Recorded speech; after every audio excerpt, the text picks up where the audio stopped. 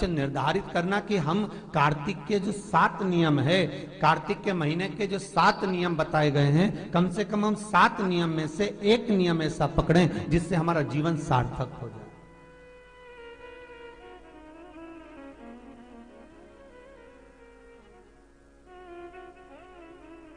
आप भले 7 नियम नहीं कर रहे कार्तिक के, भले एक नियम करो, पर वो नियम हमारा पूर्ण चलना चाहिए, उसकी नियम की पूर्णता पूर्ण होना चाहिए। आपको कहा था कार्तिक के 7 नियम हैं, उसमें पहला दीपदान, दूसरा तुलसी पूजन, तीसरा भूमि पर शयन, चौथा शरीर पर तेल नहीं लगाना, पांचवा सुंदर दलहन चीजों का त्याग करना, और छठा ब्रह्मचार्य व्रत का पालन करना, और सातवां अपने जीवन में कार्तिक के महीने में चाहे वाणी का संयम हो, चाहे भोजन का संयम हो, चाहे शब्दों का संयम हो, चाहे दृष्टि का संयम हो, चाहे इंद्रियों का संयम हो, वो संयम रखें।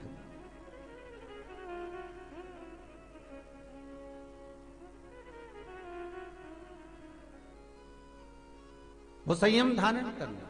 अब हमें ये ज्ञात करना है कि 7 नियम जो कार्तिक के महीने के होते हैं, कार्तिक माहत्म्य में जो 7 नियम बताए गए होते हैं, इन 7 नियम में से कोई एक नियम हम हमारी जिंदगी में उतार लें, कोई एक नियम हम हमारे जीवन में उतार लें, जिस नियम के बल पर हमें परमात्मा का साक्षीकरण हो जाए।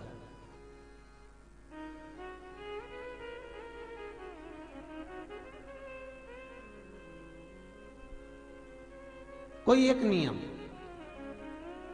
अगर आप दीप दान कर रहे हो कार्तिक के महीने में, प्रतिदिन आपने 1 महीना तक दीप दान करा महाराज,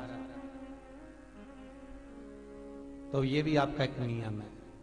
1 महीने तक आपने जो तुलसी में जल चढ़ाया, ये भी आपका नियम है। आपने अगर वाणी पर संयम रखा है, ये भी आपका है।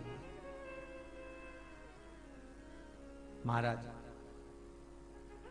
एक बहुत सुंदर बात कार्तिक के माध्यम से लीजिएगा अपने जीवन में उतारने के। कार्तिक के महीने का 7वां नियम याद रखना, संयम।